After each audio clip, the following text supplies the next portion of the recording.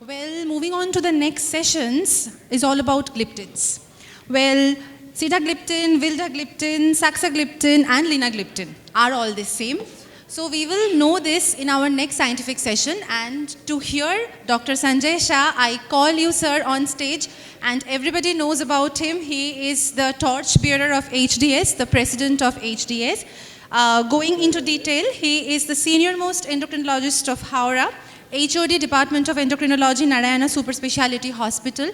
And to chair the session, I would like to invite Dr. Ashok Mukherjee, who is a very senior consultant physician, ex-HOD ESI Hospital, as well as Dr. H.N. Chakravarti, who is a very well-known, young, energetic, academic-minded endocrinologist attached to Narayana and RNT. I welcome the speaker, Dr. Sanjay Shah, and I welcome the chairpersons to be with us. Good afternoon, everybody. So it's a wonderful conclave here, and the topic is very interesting, and it's definitely an open-ended question which Dr. Shah will be enlightening upon. And he is an erudite scholar as well as an eloquent speaker. When I was doing my internship, I started listening to his talks, and I'm going through that. So last 16 years I've heard him. And sir, I'll not waste much time. You just throw light upon this topic. Thank you. Thank you, Ridish. Thank you, Dr. Mukherjee. Thank you, chairpersons. Thank you all for being here. And for those of you who are standing, please take a seat, okay? It's free, we don't charge for that.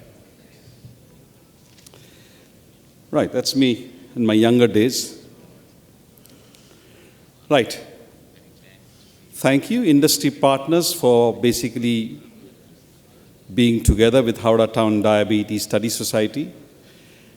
What I'm going to share with you over the next 20 minutes is, are all gliptins the same? Okay? I started my journey from Howrah, and I'm still there.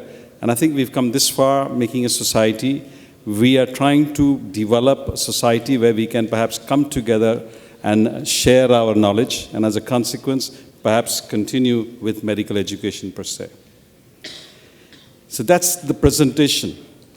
It's going to be a roller coaster ride, okay? What I'm going to talk about, and perhaps take you back in time, we're going to look at spot the difference. We'll look at how gliptins address hyperglycemia. We'll look at differences in chemistry, safety and selectivity. We'll look at the efficacy of various gliptins and some special population issues with gliptins per se. And the take-home being sitagliptin perhaps is more than equal amongst gliptins per se. Are the gliptins similar or different? Let's go back in time when you were a child, but perhaps most of us now have children or perhaps even have grandchildren per se. This is what we perhaps want to basically teach our small little one. We ask him to say, spot the difference. Now, when life is young and you're on a learning curve, perhaps the difference is easy, okay? You can appreciate the difference between the two pictures. As you grow older, spotting the difference becomes more difficult. And I'm sure you've seen several of these being marketed out in the community, and you've perhaps have lost interest because trying to spot the difference becomes really difficult. So let me ask the house, are these molecules different or same? Now to my son, he says, well, they all look different, Dad. They are different. But it's not a surprise that they actually truly are very similar or same. So you have L for linagliptin, V for vildagliptin, S for saxagliptin, and T for teneligliptin. And what I'm going to perhaps share with you today is a little bit more about sitagliptin, because MSD has actually kindly sponsored this session. So how gliptins address hyperglycemia? And I'm sure this August audience knows about it, but just we revisit it very quickly. We do know you have a meal, and you have basically incretins being secreted, the most important being GLP-1. This is metabolized by the DPP-4 enzyme, so you just block the DPP-4 with the gliptins, and you have more active GLP-1. As a consequence, you have essentially its ability to lower blood glucose in a glucose-sensitive manner. And the pathophysiologic defects that DPP-4 inhibitors actually address is essentially that of the alpha cell, that of basically decreased insulin secretion as well as increased hepatic glucose output as well. So many different aspects of the pathophysiology of type 2 diabetes is addressed by a DPP-4 inhibitor per se. So they seem to act similarly, okay? That's how they work. Then, are they same or different? Well, there's differences in chemistry. The DPP-4 enzyme is part and parcel of the DASH enzymes in the human body. DASH essentially is DPP-4 and similar homology enzymes, okay? And there are many. If you have a DPP-4, you can imagine you have DPP-1, 2, 3, 4, 5, 6, 7, 8, 9, 10, and so on and so forth. So you have a whole host of very similar enzymes in the human body. Now, the problem is that you have to design a molecule which essentially is fairly selective of DPP-4. If you do not do that, you can get side effects from blocking the very similar enzymes in the human body. Be it DPP-8 or 9, as you can see, there are effects on basically the hematological systems. You can have basically neutropenia, lymphopenia. You can have basically aplastic anemia, splenomegaly. You can have even certain cancers also. You can actually have something like a Stevens-Johnson and perhaps even have mortality as well. Okay, so you have to design a molecule which essentially is perhaps selective for DPP-4. Now, how does the gliptins actually compare? If you look at it, this slide itself tells you very nicely, sitagliptin is very selective for DPP-4 enzymes. Perhaps it's a star performer. Okay, so in terms of DPP-4 over DPP-8 and DPP-9, as well as over FAP as well. Okay, so highly selective compared to the others. It does not take away the credit that the others are reasonably selective as well. So they can be used actually in clinical practice per se. What about the diverse pharmacokinetics? While sitagliptin has a half-life about 12.4 hours, so you can use it once daily. The others have to be used more frequently, like vildagliptin, and the others, okay, linagliptin per se, is a fairly long half-life. So it reaches a steady state after many days, okay? So perhaps it takes you roughly 2 weeks for a steady state to actually be achieved. What about the metabolism? The metabolism of basically the gliptins per se, sitagliptin essentially is used, basically excreted through the kidneys, 80% unchanged, as well as the linagliptin, unfortunately, or should I say fortunately as well, basically is metabolized largely in the liver per se. So they are different in the way they behave or they are metabolized, but largely they are similar in terms of the way they work per se. So do the small differences in DPP-4 inhibition result in any meaningful differences in clinical efficacy? Well, if you look at what sitagliptin can do, it produces a fairly quick reduction. Okay, so within 3 to 7 days, you have a substantial reduction in blood sugars. And you also have now data with regards to durability. So here is data up to 4 years, and now you have also data up to 5 years as well as the fact that if you combine it with metformin, perhaps it is more effective. And the durability, as you can see, it is 43 months compared to when you basically use sulfonylurea and metformin. So you have quick, effective, and durable treatment in a DPP-4 inhibitor, particularly sitagliptin. But is that only true for sitagliptin? Not really. We now recently have a published data verify, essentially telling you the same thing. Say for vildagliptin, if you use it as monotherapy, that is the metformin arm, it fails in 36 months. If you use with vildagliptin, okay, it will fail after perhaps 61 months. Again, telling us that perhaps vildagliptin may be, in terms of durability, very similar to sitagliptin per se. So you can appreciate that there are certain similarities, but then perhaps there are certain differences as well as we go along. What about glucose control? here you are. This is allogliptin, linagliptin, saxagliptin, and sitagliptin. You can see perhaps appreciably, okay, this is an unbiased version. They are perhaps very similar. And some of the basically bars, as you can see in lowering A1C, appears to be a little bit better for saxagliptin compared to perhaps the other DPP4 inhibitors per se. However, these are not head-to-head trials. If you want to look at some data which is head-to-head, but is slightly biased because it comes from the house of perhaps MSD, then it looks as if basically sitagliptin is more powerful gliptin per se. I think in clinical practice, we are all aware of the fact that it's a reasonably effective gliptin per se. So if you look at vildagliptin or saxagliptin or linagliptin or gemigliptin, you can appreciate that the light green bars, essentially, the most effective gliptin, at least in this group of studies, essentially is sitagliptin per se. Now, let's look at gliptins in special populations. If you look at it in renal impairment, in hepatic impairment, and the cardiovascular outcome trials, I will not go through in great detail, because we already have a session on cardiovascular outcome trials later today. So I will touch upon some of the aspects. So if you look at the renal component, sitagliptin is effectively good in terms of reducing albuminuria. So if you look on the right-hand side with regards to patients who are microalbuminuric or macroalbuminuric, the use of sitagliptin results in a statistical reduction in basically albuminuria as well. Okay? So that's the benefit of using basically DPP4 inhibitor sitagliptin per se. So is that something which is only for sitagliptin? Not really, because you actually have, say, linagliptin. Okay? Linagliptin is associated with a significant reduction in albuminuria progression as well. So 14% reduction. This is part of the Carmelina trial, okay? So the Carmelina trial showed you very nicely that how linagliptin also lowers albuminuria as well. And it also showed perhaps some benefit in terms of basically cardiovascular outcomes as well, per se, at least cardiovascularly neutral.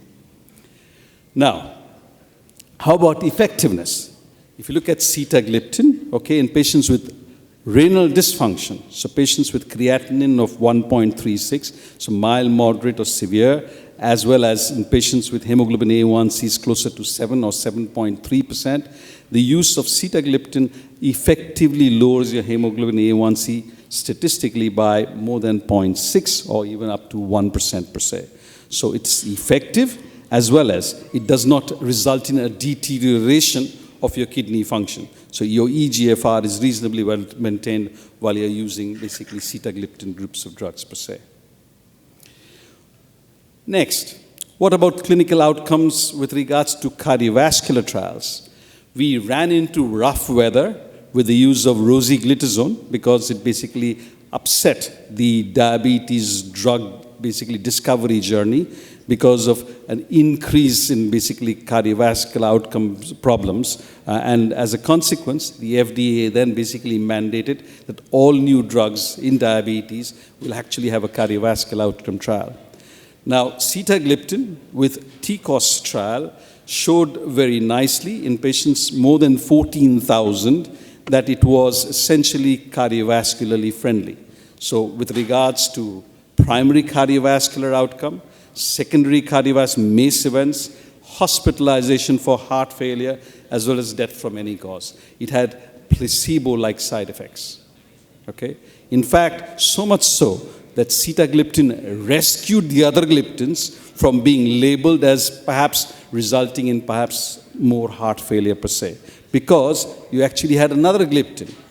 Okay? This is saxagliptin, which showed that the use of that drug essentially produces a little bit more heart failure, which was statistically significant per se. Okay? So the hazard ratio for heart failure was higher when you use saxagliptin per se.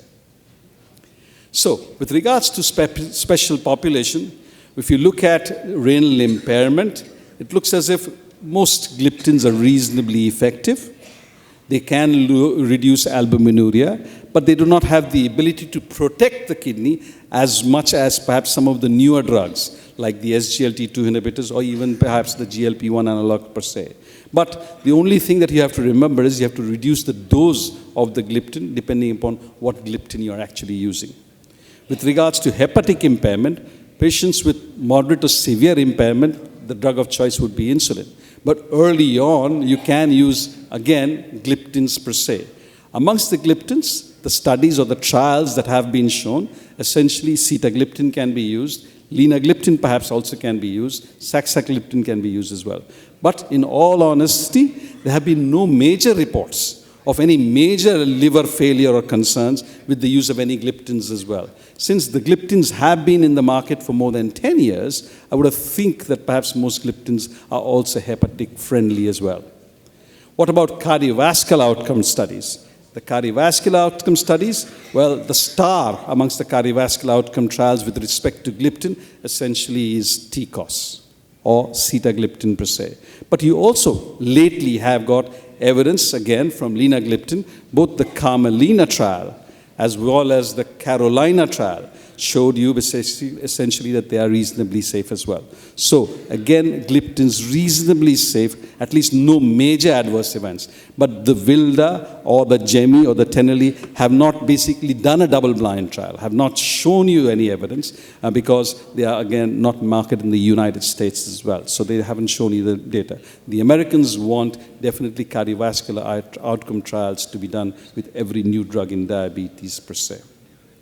So, I hope for the last 15 minutes, I perhaps have managed to basically tell you about how we can differentiate between the gliptins as well. Okay? So let's spot the difference once more. It looks as if it's still not that clear. Okay? But, at least for some of you, I hope you can differentiate between chalk and cheese. So I'll end essentially by saying sitagliptin is more than equal amongst gliptins. It truly is once daily. It's highly potent. It's a highly selective DPP-4 inhibitor, so that is why it has hardly any side effects. In fact, we basically say that it's a placebo-like side effects per se. No drug-drug interaction. Again, it's an issue. With linagliptin or with saxagliptin, there are issues with the use of drugs that we use, particularly in our country, say with rifampicin in patients having tuberculosis. Okay, so there are issues. You wouldn't have any issues with regards to the use of sitagliptin per se. And TCOS is the savior of all the gliptins. If you have actually marked the gliptin journey, you remember very vividly how the FDA was waiting to label all gliptins perhaps might be responsible for heart failure. But TCOS basically moved the needle and perhaps saved the gliptins from that terrible label per se. The most important being the ease of use of a gliptin per se because of its placebo-like side effects. I'll stop here. Thank you for your patient hearing.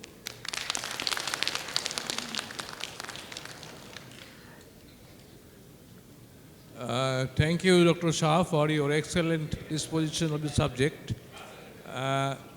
It's a price question. Price question. Let us take a few Right. questions from the floor. Okay. So the Questions? price question essentially being, which sitagliptin trial told us that it was a double-blind trial, told us that it was reasonably safe and cardiovascularly safe as well? তোমাকে বলতে হবে না তুমি front bencher back বেঞ্চারকে বলতে দেই Any one of you, back kindly. বেঞ্চারকে ধরো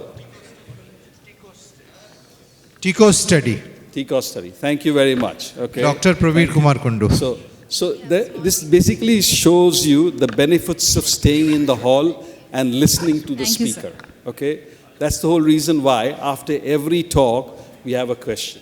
All right? So thank you very much for being here today. Thank you. Thank you, Dr. Shah, for your excellent disposition of the subject and a detailed discussion regarding the gliptins the differences between the gliptins, hepatic and renal clearance, and all aspects we have already discussed. Now we can take a few questions from the floor. Any question? Any questions from the audience? Sorry, yeah. Dr. Shah, sitagliptin has a very similar weight gain property like linagliptin, or there is any difference? Weight gain. Weight gain. Weight gain. I think all gliptins are weight neutral. Okay, so you generally do not have basically weight gain per se with the use of any of the gliptins per se. So they all are essentially very similar in terms of weight per se. Thank you.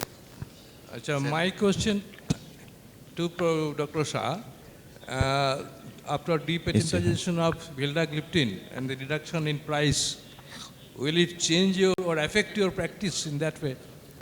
You see, if you remember the ADA EASD guidelines as to what drugs to use, one of the components of that essentially is also the fact that is your patient able to afford the drug or not.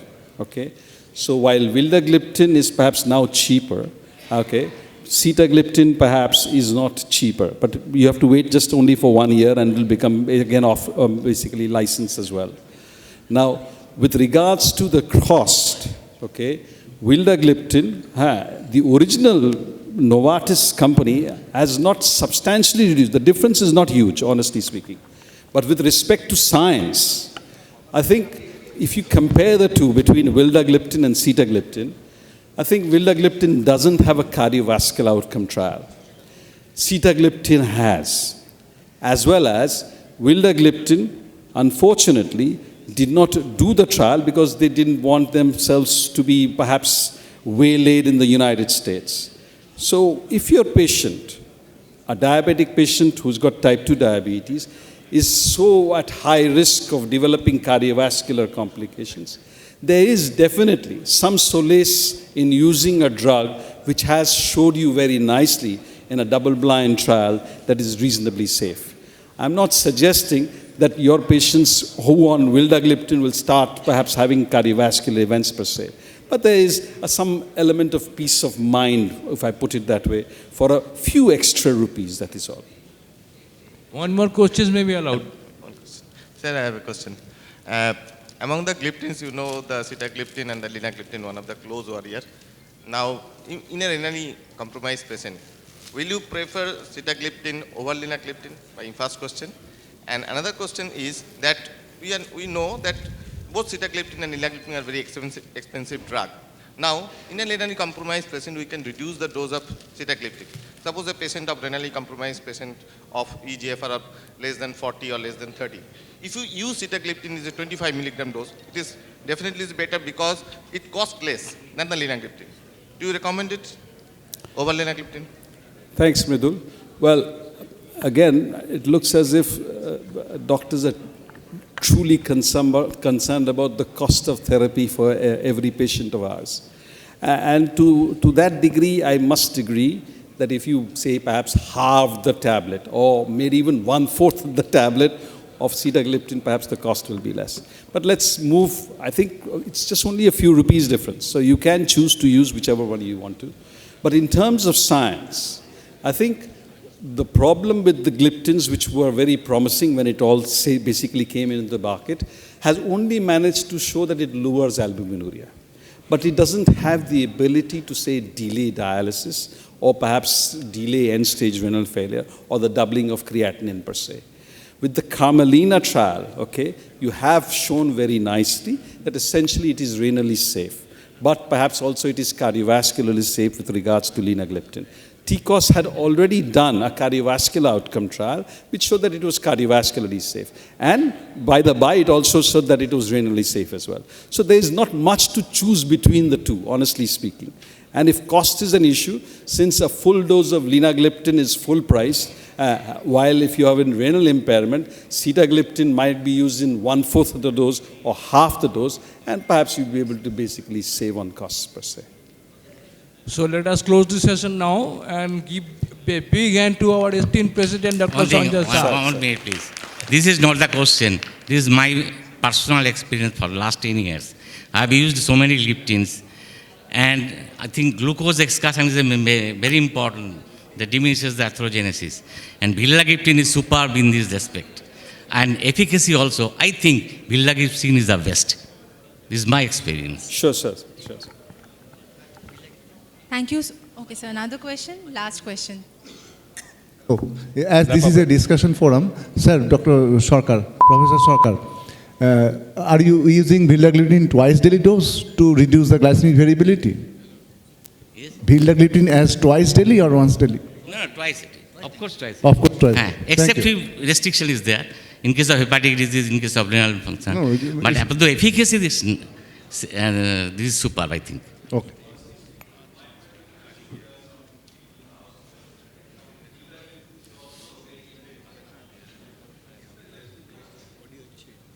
I think we are running short of time, so let us close the session now. Thank you, Speaker, and thank you, Chairperson. Sir, please be with us. We have a small token of appreciation. And to give away that, I call Dr. B.P. Pandey, the Secretary of HDS. Dr. Pandey, would you please kindly join us to give away the felicitation? Lina is very weak. Very weak.